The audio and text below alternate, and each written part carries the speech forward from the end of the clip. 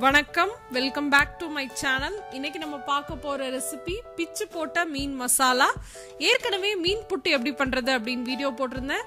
அதே மாதிரி கொஞ்சம் சின்ன சின்ன மாடிஃபிகேஷன்ஸ் பண்ணி மீன் மசாலா எப்படி பண்றது அப்படின்னு இந்த வீடியோல பார்க்கலாம். இந்த மீன் மசாலாவை நீங்க பொரியல் மாதிரியோ அப்படி இல்லைன்னா சப்பாத்தி ரோல் மாதிரியோ சர்வ் பண்ணலாம். ரொம்ப டேஸ்டா இருக்கும். இப்போ இதை பண்ண ஸ்டார்ட் பண்ணிடலாம். இந்த மீன் மசாலா பண்றதுக்கு ஒரு கடாயில 1 டேபிள் ஸ்பூன் அளவு தேங்காய் எண்ணெய் சேர்த்துக்கோங்க. சேர்த்ததுக்கு அப்புறமா இதுல நீல நீளமா நறுக்குன 2 பல்லு பூண்டு, 2 இன்ச் அளவு இஞ்சி, அப்புறம் பொடியா நறுக்குன 2 பச்சை மிளகாய் இதெல்லாம் சேர்த்துட்டு ஒரு நிமிஷத்துக்கு அதை வதக்கிக்கலாம்.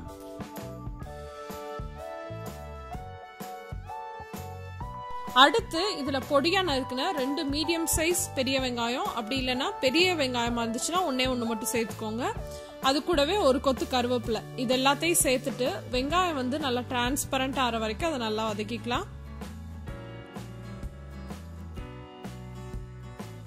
வெங்காயம் நல்லா வதங்கினதுக்கு அப்புறமா அதுல 2 தக்காளிய பொடியா நறுக்கி சேர்த்துக்கோங்க. அது கூடவே தேவையான அளவு உப்பும் மஞ்சள் தூள் ஒரு 1/4 டீஸ்பூனும் சேர்த்துட்டு தக்காளி வந்து நல்லா மசிஞ்சு வேகிற அளவுக்கு அதை நல்லா வேக வச்சிடலாம்.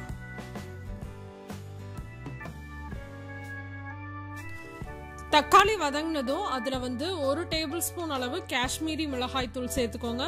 உங்கள்கிட்ட சாதா மிளகாய் தூள் இருந்துச்சுன்னா கொஞ்சம் குறைவா சேர்த்துட்டு மசாலாவோட பச்சை வாசனை போற அளவுக்கு அதை நல்லா வதக்கிக்கலாம். மசாலாவோட பச்சை வாசனை போனதுக்கு அப்புறமா இதுல நம்ம மீன் சேர்த்துக்கலாம். மீன் வந்து நான் இன்னைக்கு ஒரு 1/4 கிலோ அளவு எலும்பு இல்லாத மீன் எடுத்திருக்கேன். நீங்க இதுல வந்து என்னென்ன மீன்லாம் பயன்படுத்தலாம் அப்படின்னா சுறா மீன், வஞ்சர மீன், இது மாதிரி முள்ளு அதிகம் இல்லாத மீனா எடுத்துக்கோங்க. அப்பதான் வந்து இந்த ரெசிபிக்கு உங்களுக்கு ஈஸியா இருக்கும். ஏன்னா வேக வச்சுட்டு முள்ளெல்லாம் எடுக்கணும். இந்த வஞ்சர மீன் இதுல எல்லாம் வந்து பெரிய முள் மட்டும்தான் இருக்கும், அதை மட்டும் எடுத்தா போதும். நான் இன்னைக்கு வந்து சால்மன் அப்படின்னு இங்க ஒரு மீன் கிடைக்கும், அந்த மீன் தான் யூஸ் பண்ணிருக்கேன். அதை வேக வச்சுட்டு நல்லா சின்ன சின்ன பீசஸா உதுத்து வச்சிருக்கேன். இருக்கிற முள்ளெல்லாம் எடுத்துட்டு நீங்க உதுத்துக்கோங்க. இப்ப இந்த மீனை நல்லா மசாலாவோட சேர்த்துட்டு நல்லா கலந்து விட்டுக்கோங்க. ஒரு 3ல இருந்து 4 நிமிஷம் அப்படியே மசாலாவோட சேர்த்து இந்த மீன் வேகட்டும். மீனை வேக வைக்கிறப்ப ரொம்ப வேக வச்சிடாதீங்க, இல்லைன்னா குழஞ்சு போயிடும் மீன். ஏன்னா சீக்கிரமாவே வெந்துடும். அதனால மீன் எப்படி வேக வைக்கணும் அப்படின்னு உங்களுக்கு தெரியல அப்படின்னா லிங்க் வந்து டிஸ்கிரிப்ஷன்ல கொடுத்துருக்கேன். அந்த மீன் புட்டு ரெசிபியில நான் மீனை எப்படி வேக வைக்கிறதுலாம் சொல்லியிருக்கேன், அதை பார்த்துக்கோங்க. மீன் வந்து உதுத்துற அளவுக்கு மட்டும் வெந்தா போதும். நம்ம உதுக்குறோம் இல்லையா கையில, அந்த மாதிரி பிச்சு போடுற அளவுக்கு மட்டும் வெந்தா போதும். அப்படி இல்லைன்னா ரொம்ப குழஞ்ச மாதிரி ஆயிரும்.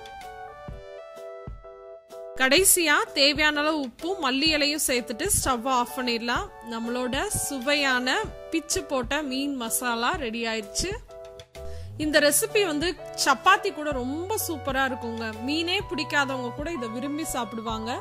நான் ஏற்கனவே சொல்லியிருக்கேன், எனக்கு மீன் சுத்தமா பிடிக்காது. ஆனா மீன் புட்டும் இந்த மீன் மசாலாவும் எனக்கு ரொம்ப ஃபேவரட். அதனாலதான் நான் வந்து உங்க கூட ஷேர் பண்ணிக்கிறேன். மீன் வந்து ரொம்ப ஹெல்தி, அதனால அடிக்கடி நம்ம உணவுல சேர்த்துக்கணும்.